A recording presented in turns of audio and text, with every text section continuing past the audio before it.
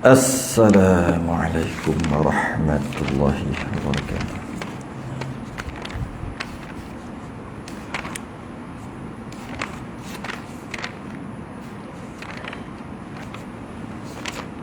Innal hamdalillah nahmaduhu wa nasta'inuhu wa nastahdihi wa nastaghfiruh. A'udzu billahi min shururi anfusina wa min sayyiati a'malina. Man yahdihillahu fala mudilla lahu wa man yudlil fala hadiya lahu. Asyhadu an la ilaha illallah wahdahu la syarika lahu. Asyhadu anna sayyidana Muhammadan 'abduhu wa rasuluh. Allahumma salli wa sallim wa barik ala sayyidina Muhammadin fatihil ma ughliqa wal khatim lima sabaqa nasiril haqqi bil haqq wal hadi ila siratikal mustaqim. Sallallahu alaihi wa ala alihi wa ashabihi haqqa qadrihi wa miqdarihi al-azim. Allahumma nawwir bil kitabi basar wa atliq bi lisani wa shrah bihi sadri wasta'mil bihi jasadi bihawlik wa quwwatika fa innahu la hawla wa la quwwata illa bik. Subhanaka la ilma lana illa ma 'allamtana innaka antal alimul hakim wa la hawla wa la quwwata illa billahil aliyyil 'azim. Amma ba'du, alhamdulillah, kita rafa'kan kesyukuran pada malam ni sambung kitab musalli pada penghujung salah muka surat Allah, surat apa Rumi apa yang Jawi tadi telah hilang tandaannya. 130 Rumi 130. Jawi tadi saya belek-belek tu, tercabut dia punya tanda tu. Dan lagi sabda Nabi kan, dan lagi sabda Nabi, adil imam. Mana duduk dia? 107 yang warna satu lagi kan. 107 Rumi, 130 pun Rumi. Tengoklah besi mana. 31 Jawi. Tapi baris berapa tak jumpa cari lagi. Dekat bawah-bawah tu. Dekat bawah tu. Kita berhenti, kita membahaskan tentang pemerintah. Pengajian kita yang mana dah sebut sebelum ni, kitab musalli dah habis. Dah khatam dah pun. Cuma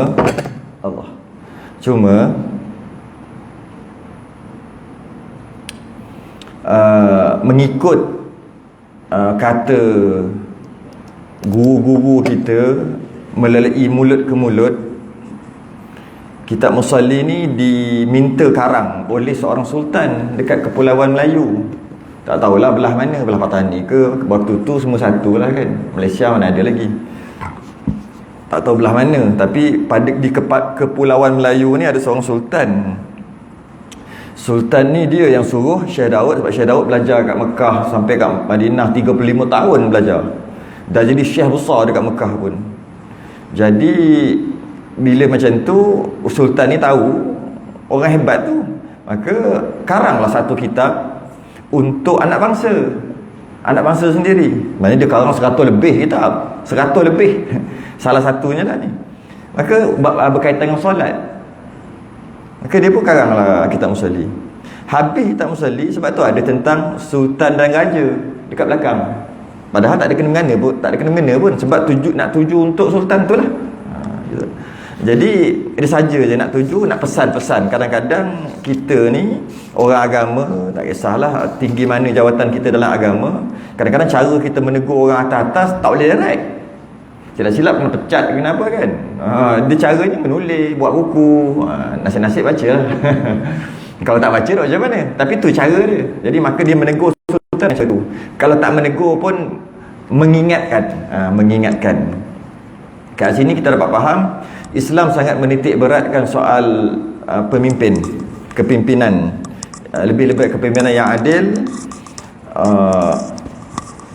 Memang sangat titik beratkan dari segi pemilihan pemimpin dan sebagainya. Dan kebetulan pula Masa kita mula masuk hari tu, tiba-tiba dia bubar parlimen. Sebenarnya tak ada kena-mengena pun. Orang yang mengaji ikut follow daripada awal, tak ada kena-mengena. Kita memang ikut turutan, masuk muka surat lepas satu muka surat. Cuma ni kebetulan. Kerana kitab ni dah ditulis hampir 300 tahun dahulu. Kita baca juga ikut turutan satu muka surat sampai habis, sampai akhir. Dan dia tak ada kaitan dengan suasana politik kepartian sekarang ni. Dan tak ada kaitan dengan di antara orang yang telah hidup, orang yang masih hidup atau orang yang telah meninggal dunia. Jika ada persamaan watak-watak dengan keadaan sebenar, ia adalah secara kebetulan semata-mata. Kena sebut awal-awal lah. Memang tak ada kena-mengena.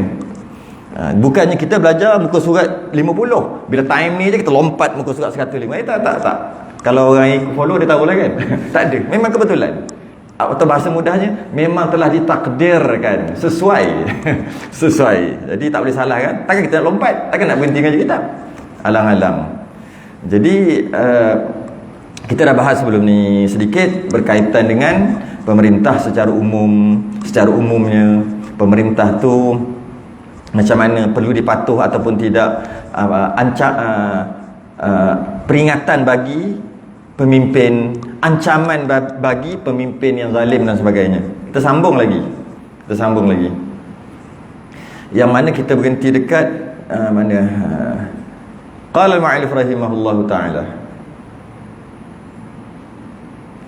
Sabda Nabi SAW bahawasanya amal imam yang adil pada rakyatnya sehari. Imam tu maksud pemimpin. Kita bahasa Melayu imam tu maksud imam semayang. Tidak, maksud imam ni pemimpin. Ketua kampung pun nama imam, menteri pun nama imam, YB pun nama imam, sultan pun nama imam. Nama tu maksudnya pangkat imam bahasa Arab. Imam ni ketua. Jadi bahawasanya amal imam yang adil, maknanya pemerintah, pemimpin yang adil pada rakyatnya sehari dia adil pada rakyat dia, terlebih afdal daripada amal amal tu maksud ibadah seorang pemimpin yang adil pada rakyatnya sehari dia buat ibadah. Siapa ni? Pemimpin yang adil beribadah, semayang lah satu hari, tak kisahlah sembahyang sunat ke sembahyang fardu, okay? Lebih baik, okay, lebih afdal, lebih baik daripada amal ibadah yang sama juga, sama banyak, okay, tapi bukan pemimpin, bukan pemimpin, daripada amal orang maksud orang biasa, kita ni yang adil pada ahlinya. Ahli tu maksud ahli keluarga 100 tahun. Kita buat baik,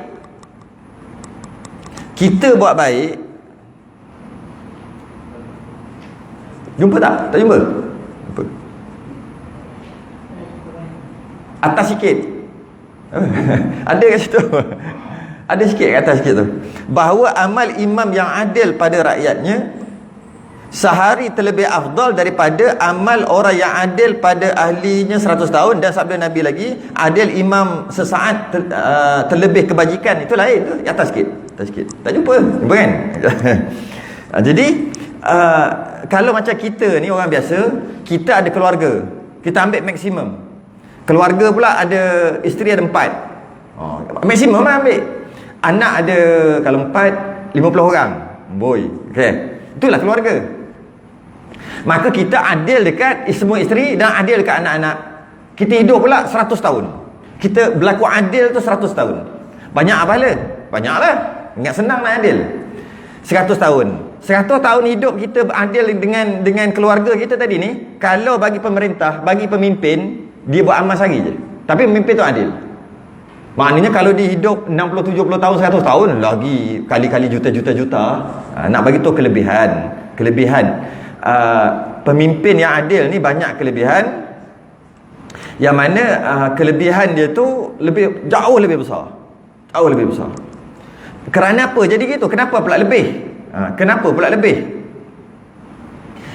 Lebih yang begitu lebih sekali? Kerana kalau dia adil pada ahli keluarga dia, yang menerima keadilan tu ahli keluarga dia je lah.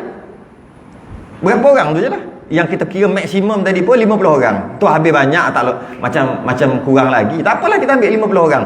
Cuma kita berbakti dan orang yang menerima manfaat cuma 50 orang sajalah. Tapi kalau imam ataupun pemerintah yang adil bukan 50. Silap-silap 50 juta. Sebab tu ibadah dia kali 100 tahun. Tu kali 100 tahun. Orang biasa yang adil, tapi kan syarat adil lah. Nak beritahu, kalau kita tengok khalifah Islam, nanti dia akan cerita khalifah Islam yang kelima. Khalifah yang kelima, setengah orang dia tak iktiraf. Dia kata bukan, tapi setengahnya iktiraf, iaitu Umar Abdul Aziz. Cicit Umar Al-Khattab. Katanya yang kelima, mana khalifah yang kelima, dia memerintah 2 tahun atau 2 tahun lebih. Tak lama. Lebih kurang macam Sayyidina Abu Bakar juga. Tak lama. Tapi ketika dia memerintah, dia memakmurkan negara dia lah, kita kata Islam waktu tu, negara Islam waktu tu, sehingga kan tak ada orang nak terima zakat. Nak bagi tahu makmurnya, kerana dia tu sangat adil. Ada 2 pendapat kat sini. Pendapat yang pertama, semua kaya sampai tak ada orang nak terima zakat. Pendapat yang kedua, bukan, ada orang miskin. Tapi orang miskin pun besarnya hati dia tak nak terima zakat. Dia rasa dia tak layak, sedangkan dia miskin. Mana-mana boleh. Ada 2. Ada kata tak, ada je orang miskin, tapi orang miskin tu rasa ada orang lain lebih, bagi orang lain lah, bagi orang lain. Baiknya rakyat waktu tu, sampai zakat dapat pun tak nak. Beza kita sekarang, yang tak layak zakat pun buat sampai layak zakat. Pergi ambil zakat, naik kereta, Mercedes, depan mata saya berlaku. Dekat negeri lain, bukan negeri ni. Negeri ni saya baru, saya tak tahu. Negeri lain. Dia naik, sebab kita yang tukang ni. Ni. Mana? Ni. Ni. Mana tunjuk kat bawah. Tunjuk kat atas nanti bahaya masuk live. Ni. Ada lagi beg dia ni. Zakat. Ini kita nak bagi zakat. Tak apalah. Kebetulan masa tu nak turun minum kat kantin kejap. Lepas bagi zakat tu. Lepas dia kita bagi kat dia. Nah, ambil zakat. Kita turun tengok, dia naik. Ingatkan 2 orang, seorang. Mercedes. Macam ni dia boleh dapat? Tak tahulah. Dia punya kona kot, kabel ke apa, tak tahulah. Tapi dia boleh dapat. Kona juga, mungkin dia buat apa-apa, sampai dapat. Beza tak? Rakyat sekarang dengan rakyat Umar Abdul Aziz, yang kalau ikut pendapat yang kedua, dia layak terima pun dia kata dia tak nak, kerana dia tak layak lagi, ada lagi orang susah. Ataupun dia tak nak ambil. Ataupun kita ambil pendapat yang pertama, memang makmur sehingga memang tak ada orang miskin. Boleh juga, mana-mana satu. Nampak tak? Sebab tu, bila pemimpin tu adil, automatik rakyat dia semua dapat makmur. Bukan 10 orang, 20 orang, 100 orang yang akan terima manfaat. Juta orang. Sampaikan zakat pun orang tak nak terima. Dan lagi sabda Nabi, adil imam sesaat. Sama juga, imam masuk pemimpin satu saat, terlebih kebajikan, lebih baik daripada ibadah 60 tahun. Ibadah orang biasa 60 tahun. Yang ni sesaat. Maknanya lagi banyak 60 tahun. Kalau sehari ada berapa saat? Lagi banyak pada tadi. Nampak 60 tahun macam sikit. Yang tadi 100 tak? Yang tadi 100 tahun. Tapi 60 tahun ni saat. Yang tadi 100 tahun sehari. Yang ni lagi besar ni. Adil imam sesaat, maksudnya ibadah pemerintah yang adil 1 saat je, berlebih kebajikan daripada ibadah orang biasa 60 tahun. Dan lagi doa imam pemimpin yang adil tiada ditolak. Kalau dia adil, dia doa, Allah akan terima, tidak ditolak.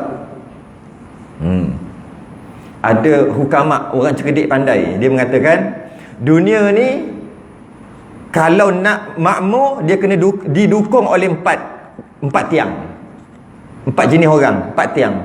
Yang pertama, mesti ada kebijaksanaan cendekiawan. Kebijaksanaan golongan cendekiawan. Orang cerdik pandai ni bijak.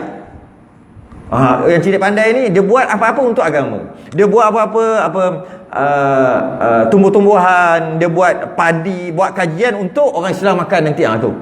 Macam zaman Nabi Yusuf kan, dia potong tu dia punya apa gandum ataupun makanan tu sekali dengan tangkai-tangkai. Sebab nanti boleh tahan 7 tahun dan sebagainya. Tu, cendekiawan punya kepala tu. Dan dia apa-apa dia buat untuk umat Islam. Apa sahaja. Dia nak buat teknologi kereta untuk umat Islam. Apa? Kereta patuh syariah. Apa? Tak ada kan? Tak tahulah, fikir lah. Kena fikir lah. Nah, tu kecendekiawan. Motor patuh syariah. Ada? Habis ada kalau orang perempuan naik motor, duduk belakang, silap-silap tak patuh syariah tu. Jadi fikir lah. Ini fikir motor pun tak boleh buat. Duk harap kat Jepun Honda duk buat. Duk Honda Malaysia. Duk harap kat Yamaha, duk harap kat Kawasaki duk buat. Kereta duk harap kat orang luar buat. Kita buat tu, macam mana nak patuh syariah? Buat mesin basuh patuh syariah. Mesin basuh patuh syariah sekarang dah okey dah, cuma sikit aja. Automatik. Mesin basuh automatik, ketika dia spin air boleh masuk. Itu aja nak. Tak banyak. Tak silap ada 2 model je dalam dunia. Dalam Malaysia ni hanya ada 2 model. Yang ketika spin automatik air boleh keluar. Dalam ribu-ribu model daripada dulu sampai sekarang, ada 2 model je yang betul-betul patuh syariah. Yang lain pun sah, tapi nak kira maksimum yang terbaik. Yang lain kita duk guna yang ketika spin air tak boleh masuk kan. Dia automatik tutup kan. Ada 2 model. Pergi cari. Model lama pula tu. Kena cari. Sebab apa? Itu yang terbaik. Ketika spin, kalau baju semayang, kita buka pipe, biar dia cucur sambil-sambil spin. Agak-agak 5 minit puas hati kita tutup. Cuma bukan nak menolak kalau tak macam tu pun tak apa. Boleh, kita dah bahas banyak kali. Cuma nak beritahu itu yang terbaik. Tak ada. Sedangkan macam tu lah banyak. Susah ke? Tak susah. Langsung tak susah. Dia buat sistem apa benda tu je. Ketika air keluar, ketika spin, air automatik tutup. Buatlah program sikit apa-apa, letak dekat board dia tu, ketika tu boleh tekan je, tetap air keluar juga. Alah, sangat mudah. Tapi kenapa tak ada? Kerana cendekiawan tak fikir ke arah tu. Malah mungkin yang reka tu orang Jepun, orang Amerika, orang London, orang yang bukan orang Islam. Patutnya fikir macam tu. Apa sahaja. Cendekiawan dia fikir untuk Islam. Banyaklah kalau nak cerita, banyaklah dari segi undang-undang macam-macam. Panjang sangat nanti. Tak ada kitab, kita dah nak habis ni. Cendekiawan ni, idea-idea bagi cendekiawan ni banyak boleh buat, sangat banyak. Bila nak buat rumah, pertama sekali cek kiblat dulu. Memang tak salah pun bila dalam rumah kalau toilet dia menghadap kiblat sebab dia ada ruang, ada dinding semua. Tapi buatlah secara maksimum, bukannya susah. Masa nak buat rumah macam ni ke, cek kiblat dulu. Kemudian pastikan ketika dalam toilet tu tak menghadap kiblat. Walaupun kalau menghadap kiblat pun tak ada masalah sebab dia ada hadangan. Pun kita dah bahas lepas. Tapi kenapa tak ada gitu? Tak tahulah. Arkitek, engineer kawan lah. Banyak lah. Kalau saya bagi idea terlalu banyak, kita stop dulu kat situ. Jadi kalau dunia ni didukung oleh empat tiang. Yang pertama, kebijaksanaan golongan cendekiawan. Kadang-kadang dekat masjid pun nak ambil wuduk dalam keadaan paip tak menghadap kiblat. Padahal tempat untuk ibadah. Bukan kita cerita salah, haram ke berdosa ke, tak. Kita cerita itulah kita. Nak buat masjid, yang pertama sekali tengok kiblat. Nak buat tempat ambil sembahyang, pertama kali tengok apa? Patutnya tengok kiblat juga. Bila yang boleh lah, yang kalau kolah nak macam mana dia 4 macam tu. Kolah samalah. Kalau kolah sebahagian menghadap kiblat. Yang belah sana tak boleh nasihat. Tapi ada yang nak ambil wuduk ni, masa nak buat ni, paip tu memang paip sana kiblat. Tapi kadang-kadang kita main letak aja sebab tak ambil berat. Dan dianya tak salah pun, cuma nampak kelemahan kat situ. Cendekiawan tu masuk orang bijak-bijak. Biasa arkitek lah Pak. Arkitek. Kalau tak pun yang buat tu Indonesia yang buat tu. Yang buat tu, tapi dia tak boleh buat, dia kena ikut, dia makan gaji je, dia tak boleh cakap lebih-lebih. Siapa? Kontraktor. Kontraktor. Cendekiawan tu semua. Gitulah. Tapi yang sebenarnya bukan kontraktor, lebih pada arkitek. Arkitek yang buat kan, tapi kontraktor suruh. Tapi arkitek bagilah idea. Sekarang tu. Yang kedua, tiang yang kedua, doa orang yang jujur. Kena ada sentiasa doa orang ramai untuk satu-satu negara ni makmur. Yang ketiga, kegagahan orang yang berani. Apa-apa hal je dia ke depan, orang berani untuk mempertahankan agama. Yang keempat, keadilan pemerintah.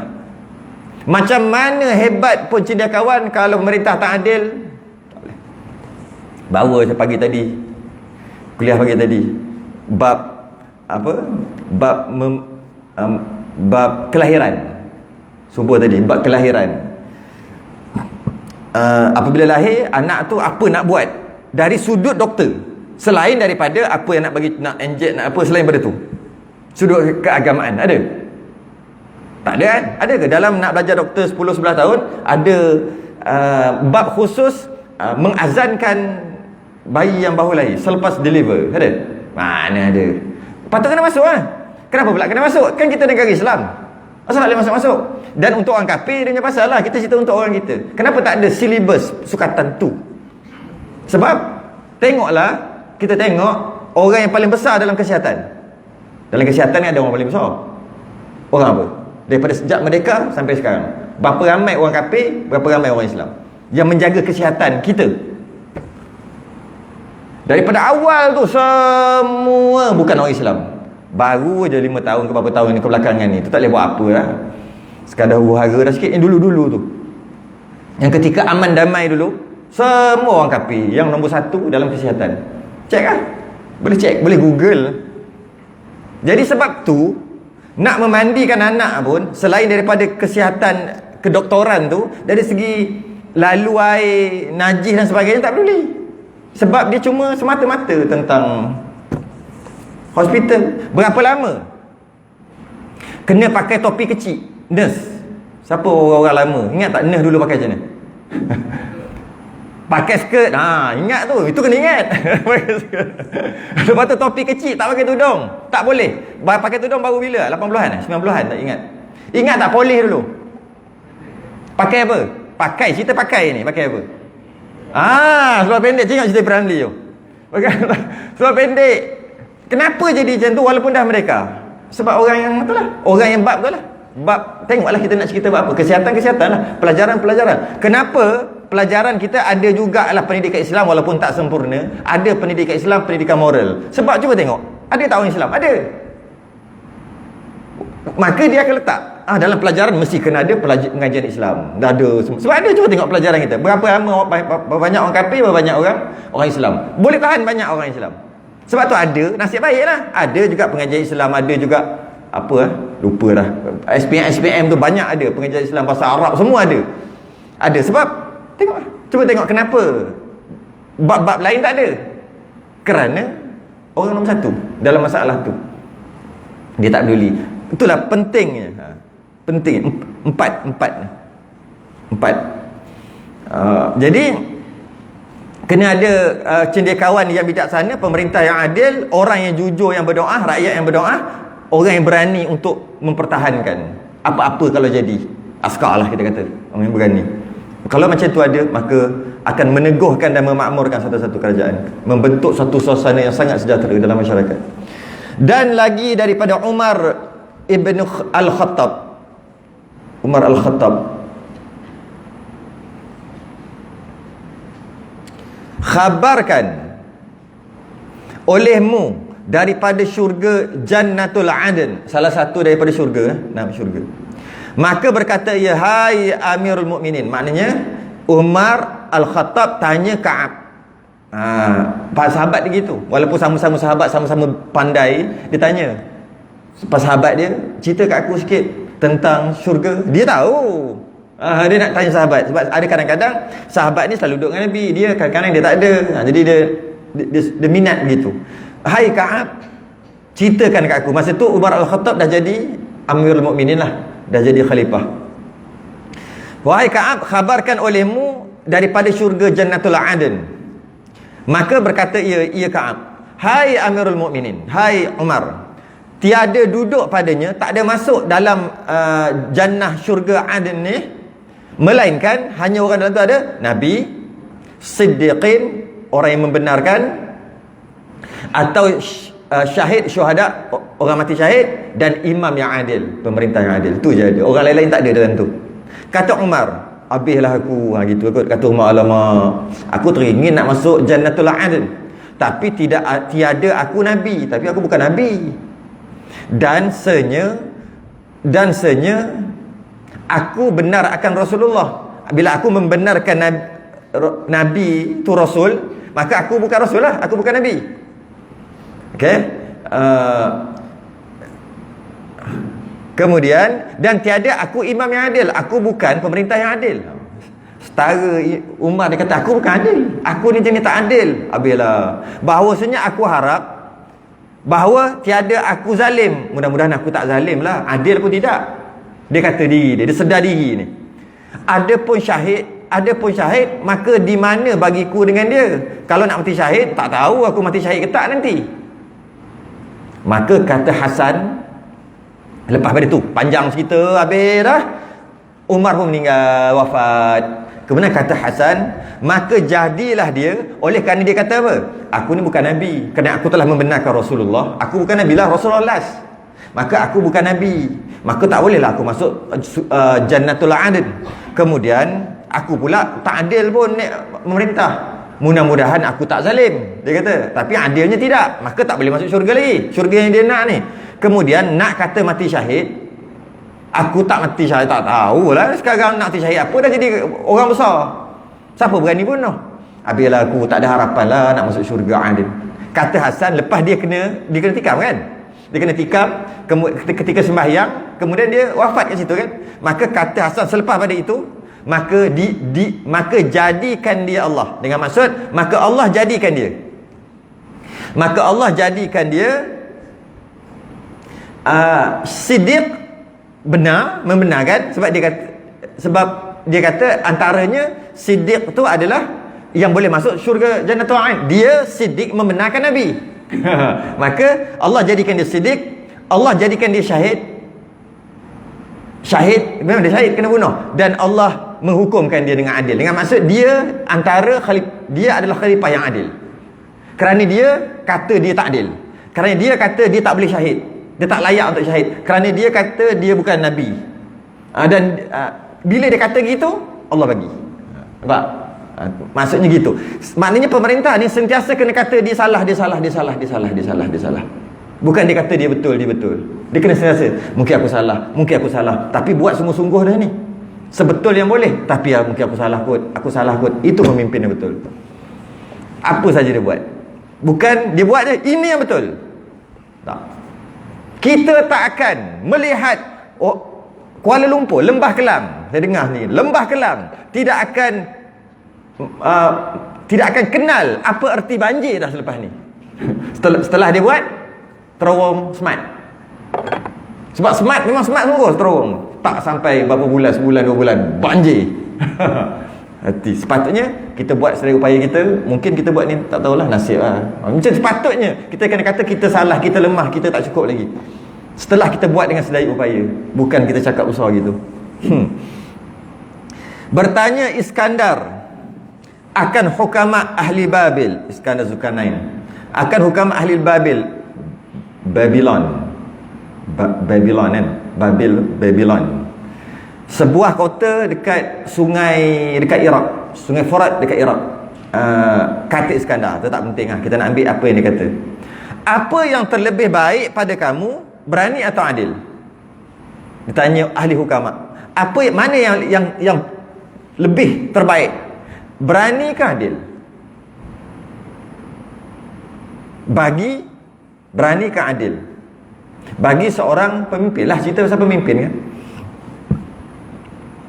Maka jawab ahli hukama, ahli fikir, orang hebat-hebat ni, apabila dipakainya akan kami adil, terkaya kami daripada berani.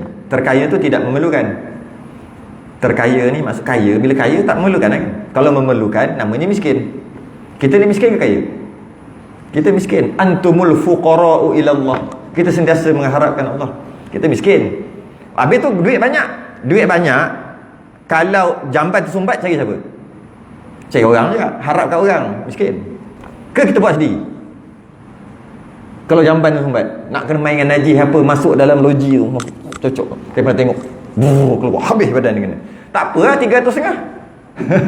Mahal oi. Jangan senang. Siapa nak main dengan tahi orang?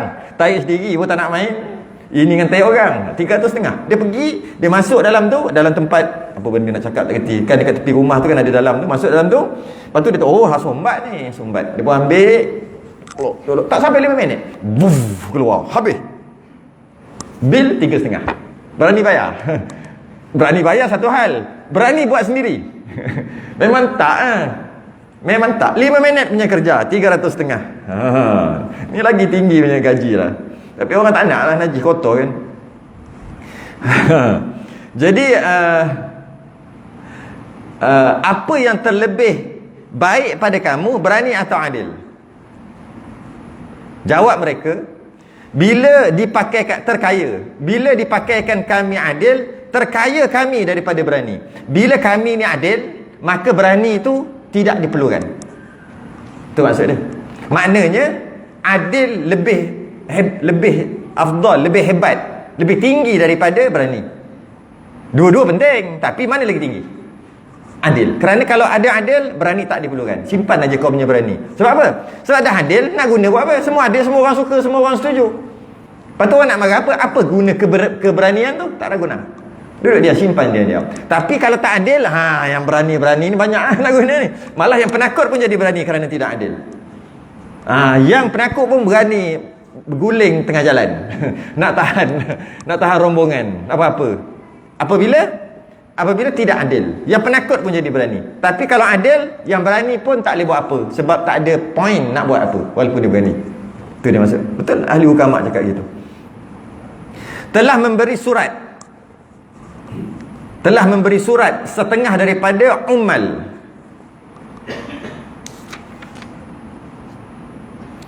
Ummal, pegawai, pekerja.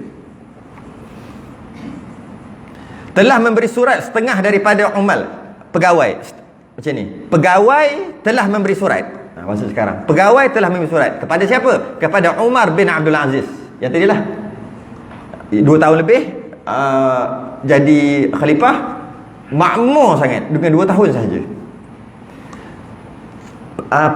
Kenapa gitu? Banyak sebab lah. Kau nak cerita Umar Abdul Aziz ni, Masya Allah, rasanya 3 hari 3 malam tak habis. Kehebatan dia, walaupun 2 tahun. Antara kehebatan dia, pegawai dia bagi hantar surat mengadu kepadanya, kepada khalifah lah, daripada binasa negeri binasa, banjir, kemarau ke apa-apalah binasa, tikus ke kacau, macam-macam lah. Binasa dah negeri. Dan memohon akan dia harta. Mintalah, apa dia panggil, bajet kan? Minta bajet supaya dibaiki akan dia. Minta bajet lah, nak repair apa-apa ni. Okay? Maka dibalas oleh Umar bin Abdul Aziz. Dibalas balik surat dia. Adapun surat kamu telah aku faham. Aku dah faham.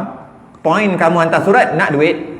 Sebab negeri di bawah jajahan Umar Abdul Aziz telah ditimpa apa-apa bala, mudarat sebagainya. Jadi nak repair, nak duit. Aku dah faham. Okay? Maka apabila engkau bacakan suratku, maka baikkan olehmu akan negeri kamu dengan adil. Aku tak hantar duit. Aku hantar pesanan je. Untung aku hantar pesanan. Duit sorry. Aku hantar pesanan. Apa pesanan dia? Kamu teruskan hidup macam biasa, memerintah macam biasa, tapi dengan adil. Engkau bersihkan dia daripada segala zalim. Cari kalau ada mana pemimpin-pemimpin lain yang rendah-rendah ni yang zalim, cari, bersihkan. Maka bahawasanya ialah pembaiki negeri kamu. Dengan sebab kau buat macam tu, tak payah duit, negara kamu akan makmur balik. Dia kata wassalam. Hebat Umar Abdul Aziz. Bukannya jadi masalah apa, minta duit, ambil duit. Jadi apa lagi, minta duit, kerja minta duit aja. Bukan. Caranya macam mana? Adil. Kenapa jadi turun bala? Kerana ada sesuatu tak adil, tak melakukan tanggungjawab pemerintah, tapi rakyat dibiarkan hiburan melampau. Banyak cakap. Jadi pemerintah kaut harta dia untuk kroni aja. Maka sebab tu lah, jadi berlaku adil. Bila berlaku adil, Allah akan bantu. Tak payah bagi duit. Maknanya apa-apa yang terjadi, joget. Cover kadang-kadang ada azan, ada baca-baca doa, kadang-kadang nasyid-nasyid kat tengah. Tapi ikut persen yang bab-bab agama ni 10%. 90 joget. Joget. Ada channel joget. Ada channel gelak. Channel tu kalau buka mesti gelak. Dan kalau nak gelak kena bayar. Sanggup bayar? Ada. Ada channel kalau tengok tu mesti seram. Hantu aja dia. Orang cerita Tuhan, dia cerita hantu. Orang nak cerita pasal Tuhan. Ada juga channel yang cerita tentang agama aja, tapi tak dapat sambutan. Bila macam tu, terpaksa selit juga cerita, barulah dapat sambutan sikit. Okey lah, sikit.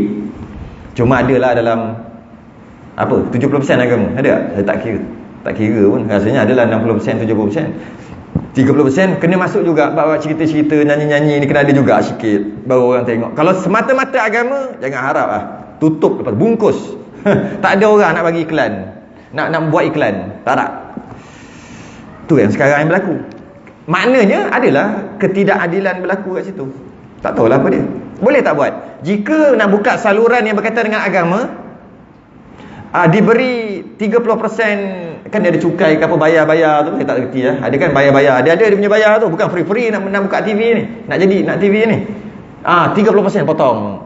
Apa dia panggil? Cukai hiburan. Ya kot, cukai hiburan. Potong 30%, potong 50%. Gitu lah. Ramai tak buat? Ramai lah. Patut gitu. Itu antara. Sebab tu Umar Abdul Aziz, cicit Umar Al-Khattab, sangat hebat. Ayah dia dipengaruhi oleh ayah dia sendiri, Abdul Aziz bin Marwan, seorang gubernur Mesir. Hebat. Dia tak mengumpul kekayaan untuk diri dia. Penggalian kubur apa semuanya 2 dinar. Bakinya 10 dinar. Dibahparaidkan kepada 11 orang anak. Kira balik 10 dinar tadi 15,000 kan. 10 dinar. Mudah-mudah kira lah, mudah-mudah kira. Tak penting kiraan tadi. Kalau salah pun biarlah. Yang penting kita nak beritahu sikit, tak banyak. Okey, kadang kiraan tu salah, orang sibuk kiraan salah. Tak payah sibuk lah kiraan salah tu. Yang tak penting, yang penting sikit. Kita bukan tahu betul-betul pun. Kalau sibuk dah lepas dia tinggal 17 dinar, 5 dinar dia buat pengurusan apa semua, 2 dinar. Akhirnya tinggal 10 untuk diparaidkan. 10 dinar 15,000. 15,000 bagi anak dia ada 11 orang. 1,000 lebih seorang. Lebih kurang 1,000 lebih seorang. Sian. Tapi dia pemimpin terulung. Meninggal banyak tu je tinggal. Pak, kita faham apa kat sini. Ketika Umar Abdul Aziz dilantik menjadi khalifah setelah kemangkatan Khalifah Sulaiman Abdul Malik. Khalifah Sulaiman Abdul Malik waktu tu, apa dia panggil lah, pemerintahan dia ikut keturunan. Maksudnya mati anak dia kan, itu keturunan. Pemerintahan ikut keturunan. Jadi lepas Khalifah Sulaiman bin Abdul Malik meninggal, dia buat wasiat. Memang dia kena buat wasiat untuk siapa yang ganti dia. Ramailah anak-anak cucu dia, ramailah. Yang mana satu tak tahu. Akhir sekali dia bila dah meninggal tu, nak baca surat tu, surat wasiat tu, semua berkumpul dekat masjid. Kemudian diumumkan Umar Abdul Aziz. Terkejut semua orang. Orang tak sangka Umar Abdul Aziz. Walaupun orang tak sangka, tapi orang setuju dengan pelantikan tu. Dia kata, dia pun naik atas mimbar, dia pun cakap, aku dibebani dengan tugas ni tanpa aku minta. Sama ada secara terang-terang atau tersorok, aku tak minta. Aku bukan offer jadi calon. Tak. Itu yang pertama, aku tak minta. Dan tugas ni dia beri tanpa meminta pendapat aku dulu. Dia tak tahu. Dan apa yang dan pelantikan aku ni bukan sebab mesyuarat. Bukan sebab undi lah, mudah-mudah kata. Bukan sebab mesyuarat. Dengan sebab itu, aku membebaskan kalian semua daripada bai'ah ni, daripada beban ini. Maksudnya, aku bebaskan. Jangan ikut wasiat. Aku bebaskan. Sekarang aku dah jadi. Okey, aku bebas. Aku turun. Macam tu. Aku lepas. Bergantung kepada kamu, nak pilih siapa. Ini sistem demokrasi yang pertama, yang cuba didemokrasikan sistem tu. Daripada sistem apa dia panggil? Keturunan tu, apa ada istilah dia panggil? Monarki. Dia lupa lah. Sistem monarki kepada sistem demokrasi. Dia cuba nak buat, nak alihkan. Maksudnya aku lepaskan bai'ah tadi atau tanggungjawab dekat korang dah. Sekarang aku dah naik dan aku turun. Terpulang korang nak pilih siapa. Dia kata kami nak pilih kau juga. Angkat balik. Angkat balik. Dengan cara demokrasi ya. Dengan cara pemilihan. Sebelum tu dengan cara monarki. Betul tidak? Aku rasa betul lah. Jadi akhirnya jadi, maka mereka kata kami rela kepada kamu, perintahlah kami dengan baik. Lagi sekali dia perintah 2 tahun ni, sangat baik. Sangat baik. Seterusnya, dan kata Kisra dan Kaisar. Kisra ni dia lebih kepada kerajaan Rom, pemerintah Rom, tapi kita ambil secara umum. Kisra ni maksud raja-raja zaman dahulu, kita ambil tu.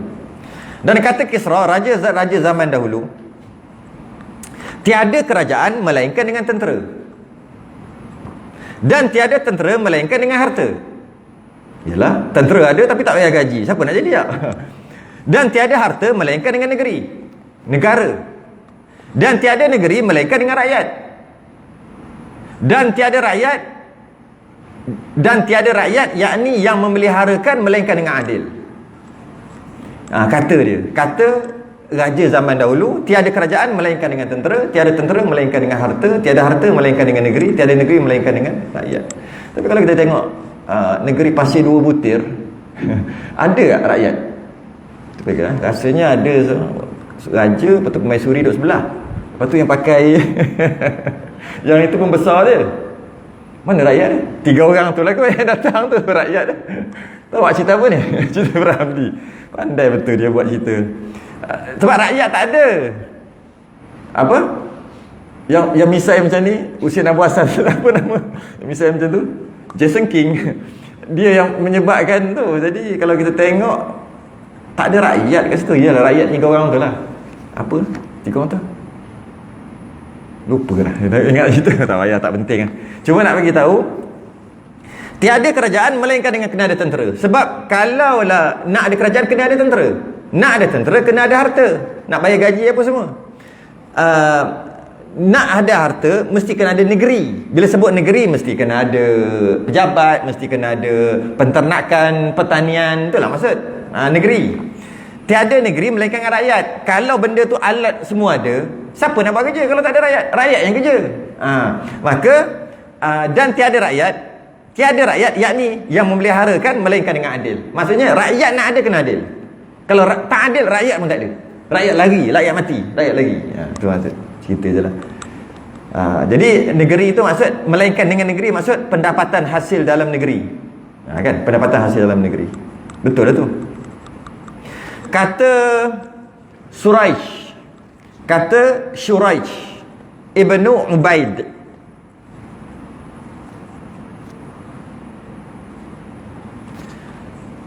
tiada daripada Bani Israel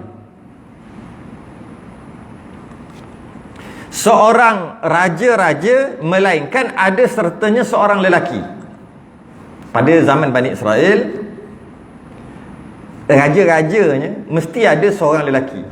Yang satu seorang. Bicaranya yang halim, lemah lembut, sopan santun, berbudi bahasa. Mesti ada seorang. Siapa? Biasa-biasa. Pembesar pemerintah apa? Mufti. Mufti kan? Mufti mesti lembut kan? Okey. Itulah maksud dia. Mesti ada seorang. Kita dapat faham kat sini. Penasihat. Tapi penasihat ada juga yang jahat. Penasihat 20%. Banyak penasihat jahat ada kan? Tapi mudah-mudahan kata ada seorang lelaki untuk menasihati, tapi orang tu jenis halim, jenis orang baik, lembut. Kat masa zaman Bani Israel. Dapat kita faham kat sini Bani Israel tak semua jahat lah. Bani Israel memang pun ada yang baik. Malah rasul-rasul terdahulu semua Bani Israel. Ya Bani Israel. Melainkan ada seorang lelaki yang halim. Apabila dilihatnya marah, nya raja, bila dilihatnya nya raja tu marah, disurat, ditulis pada kertas, dan pada tiap-tiap kertas, mana tulis satu kertas, irhamil muslimin wa khafil mauta wadhkuril akhirah, kasihani olehmu akan orang muslimin, dan takuti olehmu akan mati, dan ingatkan olehmu akan akhirat. Bila marah je, Allah kata. Ada tak buat sekarang macam tu? Marah je Allah kata. Sabar, kasihankan orang muslim, takut mati, ingat akhirat. You are fired. Semak je, aku nak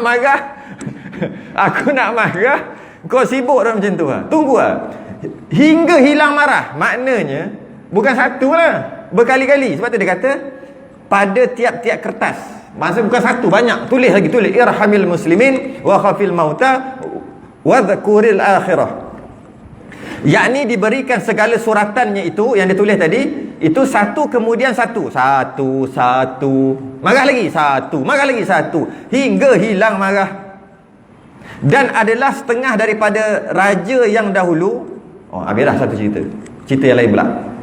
Dan adalah setengah daripada raja yang dahulu suruh menyurat. Ni raja sendiri yang suruh menyurat ia pada 3 kertas. Pemerintah minta pembantu dia tulis 3 kertas, dan berkata bagi wazirnya. Dia berkata bagi wazir ni Perdana Menteri, macam itulah. Berkata pada pembantu dia, penasihat dia. Apabila engkau lihat akan daku marah, maka beri olehmu kepadaku satu keping kertas itu, kemudian satu yang lainnya. Macam tadilah, bagi satu. Tapi yang ni dia suruh tulis sendiri. Dia suruh tulis sendiri. Untuk menegur. Maka adalah di dalam kertas yang pertama, innaka lasta bi ilahin wa innaka satamutu wa ta'udu ila turabi fayakulu ba'duka ba'da. Ingatan dia bahawa engkau tiada Tuhan, engkau bukan Tuhan. Dan bahawasanya engkau lagi akan mati, mati lagi. Lepas tu mati ni dia panggil hadimil lazzat, mati. Nabi sebut, ingatlah kamu mati, kerana mati adalah hadimil lazzat. Hadim, bahasa Melayu hadim tu dal bagi bawah kan, buat bagi atas. Orang Melayu memang suka tukar bahasa Arab. Hadimil lazzat, hadim dal tu bagi atas kan, bukan bagi bawah. Jadi hadam tu maksud lazat tu lazat lah. Hadam tu maksud buang lah, hilang kan, hadam. Jadi hadimil lazat maksudnya potong sting. Buang kelazatan bila ingat mati. Sebab tu sikit-sikit ingat mati. Apa saja kalau ingat mati, habis, hilang lazat. Apa saja. Tengah makan, sudah ni ingat mati. Adalah sebab apa ingat mati tu maksud, alamak, apa ni, ingat orang mati, ingat diri sendiri mati, apa saja, terus tak lalu makan. Apa saja. Nampak dosa, ingat mati, terus tak jadi buat. Masalahnya tak ingat mati tu lah.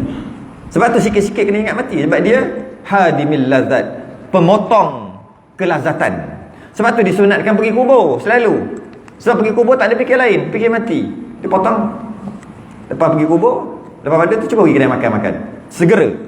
Jangan tunggu setengah jam, sejam. Segera pergi kubur. Bukan pergi kubur cabut rumput, itu lagi lapar dia. Pergi kubur ingat mati dengan maksud ingat mak ayah tu, baca Fatihah ke, sedekah apa buat, lebih kurang ingat kebaikan dia gitu gini, doa kepada Allah, terus pergi makan. Tak lalu. Kena tunggu setengah jam, sejam baru lalu. Tapi kalau pergi sekadar gotong royong, time makan tu yang best tu. Makan dulu. Sebab dia bukan fikir tu, dia fikir nak cabut rumput je. Dapat kita faham dekat sini. Kejap. Bahawa engkau tiada Tuhan, engkau bukan Tuhan. Bahawasanya engkau akan mati dan kembali kepada tanah. Engkau akan bahan tanah. Jilat cok. Ha. Bukan jilat cok. Tahu Ustaz Iwan lalu sebut. Jilat cok bahan tanah.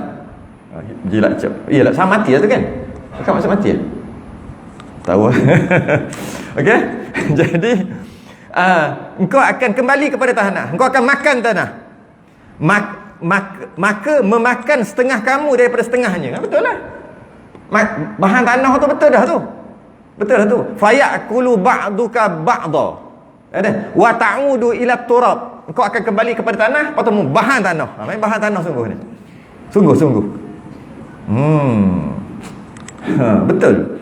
Jadi kita dapat faham kat sini, setiap kerajaan, setiap, tak kisahlah penguasa tahap mana sekalipun, dia mesti kena ada penasihat.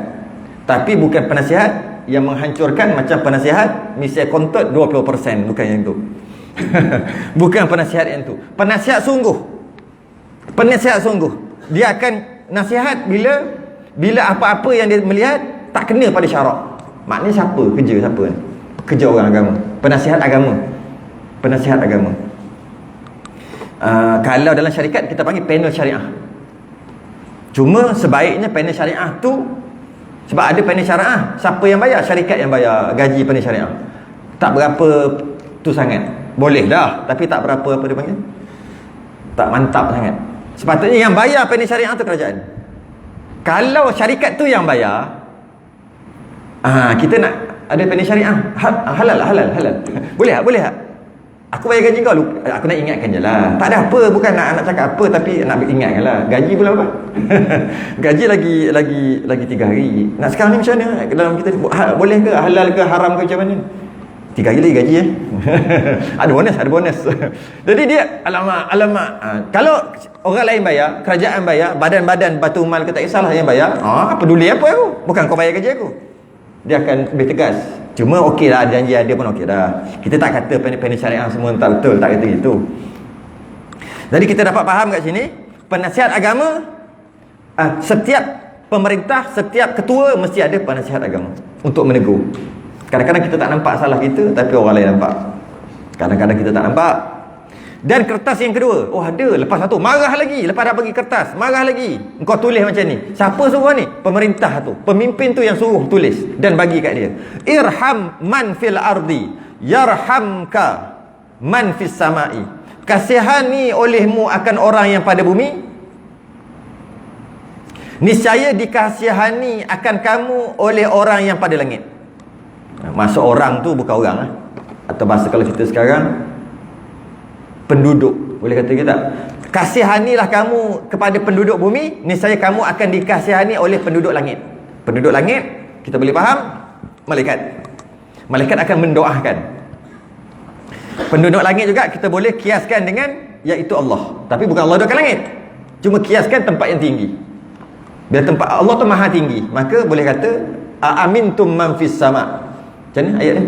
Aamintum man fis sama'i ay yakhshifa bikumul arda fa idza hiya tamut. Aamintum man fis sama'. Kamu beriman tak yang ada dekat langit? Allah lah. Bukan mana Allah di langit, tapi nak bagi tahu ketinggian. Macam itulah.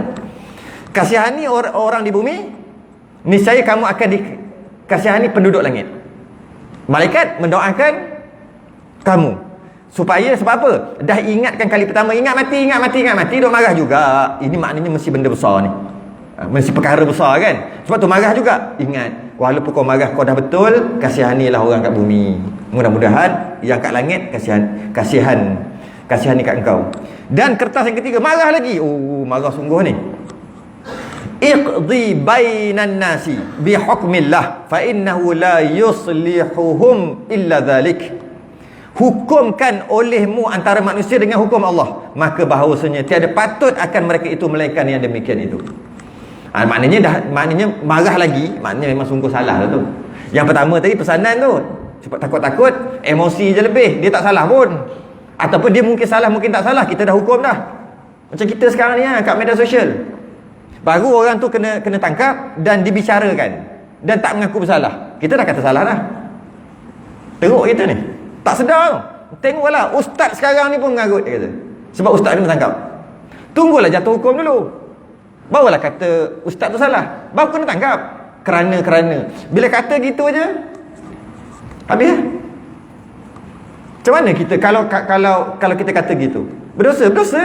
Sebab dia baru ditangkap, sedang dibicarakan. Tunggulah habis bicara dulu. Lepas tu baru kata salah. Tapi dalam media sosial tak gitu. Apa yang berlaku je dah salah dah. Walaupun padahal kita dah tahu kaedah yang Islam, kaedah mahkamah tidak bersalah selagi tidak dibuktikan bersalah. Setiap orang tak salah dulu. Setiap orang tak salah sehingga dibuktikan bersalah, baru salah. Habis kena tangkap, mana tahu salah tak salah. Jadi kenapa kita cepat sangat cakap teruklah, itulah, inilah. Tak sangka muka nampak baik tapi sebenarnya jahat. Baru kena tangkap. Lainlah dah jatuh hukum, kenalah kata salah. Takkan nak kata dah jatuh hukum tapi tantang tak salah. Mana boleh dah jatuh hukum kata salah lah. Cuma salah di dunia kita katalah dia salah. Kita nahkumu bizawahir. Kita berhukum benda yang zahir. Zahir kata mengikut peguam, hakim dah tentukan dengan sebaik mungkin, maka kata salah. Kita kata salah secara zahir. Kalau dia tak salah, dekat akhirat dia dapat banyak balasan yang baik. Itu akhirat. Tapi di atas dunia kita tak boleh kata dia tak salah sebab dia dah dihukum salah. Mana boleh kata dia tak salah? Habis macam mana kalau sebenarnya dia tak salah? Biarlah Allah yang balas nanti kat akhirat. Tapi kita nahkumu bizawahir. Kita berhukum benda yang zahir. Kita tak berhukum benda batin. Dia tu datang masjid, riak lah tu. Mana boleh? Sunya sendiri, sedar orang ada ujiannya sendiri, dia tak boleh tahan ujian tu, maka dia dah gagal dalam ujian, maka dia dah salah. Kan ada insaf. Bukan aku dah cakap dah. Muka pembohong. Muka perompak. Habis semua. Dia kait habis dengan badan-badan orang tu, muka orang tu. Sedangkan kita tak boleh, haram hukumnya kita cakap tentang muka dan badan orang tu. Ataupun fizikal. Kita marah perangai dia je. Jangan marah. Dahlah jahat, muka huduh. Dahlah jahat, setelah ditentukan dia tu salah, tak apa. Sebab dia dah tentukan salah, maka kita kata dia jahat lah. Sebab dia salah. Tapi muka huduh tu berdosa. Dahlah jahat, muka huduh lagi. Dahlah jahat, dia tambah lagi. Tambahan tu. Sebab tak boleh, fizikal orang tak boleh. Cuma kita marah dekat perbuatan dia sahaja. Itu pun dengan nada insaf, bukan nada menghina. Nada insaf. Tapi kena cakap salah lah. Jangan mana boleh cakap tak salah. Tapi kalau yang tak salah lagi, kenalah kata tak salah dulu. Barulah setelah dia jatuhkan hukuman, kalau betul dia salah. Kalau dia tak salah, macam mana? Katalah kita dah kata macam-macam dalam media sosial. Lepas tu tiba-tiba tak bersalah. Kita apa? Oh, tak salah. Ingatkan salah. Okey. Macam tu je. Orang tu dah habis. Character assassination dia panggil. Pembunuhan karakter dah jatuh dah orang tu. Jatuh tergolek-golek dah. Lepas tu siapa nak angkat balik? Dia angkat tak? Sorry ya. Sorry naik lori ya. Gitu. Kita ni sekarang teruk sungguh. Sekarang ni ya Allah. Aduh. Itulah. Last yang terakhir. Dan kertas yang ketiga itu yang terakhir. Habis yang terakhir. Dan dikatakan orang kita berhenti. Dan dikatakan orang apabila tiada meramaikan raja di dalam kerajaannya dengan insaf, niscaya negeri dengan maksiat. Maksudnya jika ramai pemerintah bukan jenis pemerintah yang insaf, niscaya maka negeri itu akan penuh dengan maksiat. Dia kena ramainya pemerintah yang insaf dalam satu-satu negara tu, maka rakyatnya, jika tak ada, kurang, tak ramai pemerintah dalam satu-satu kerajaan tu yang insaf, maka negeri itu akan penuh dengan maksiat. Tu dia kata. Dan datang seorang Yahudi akan datang. Dan datang seorang Yahudi. Mana? Dan datang seorang Yahudi.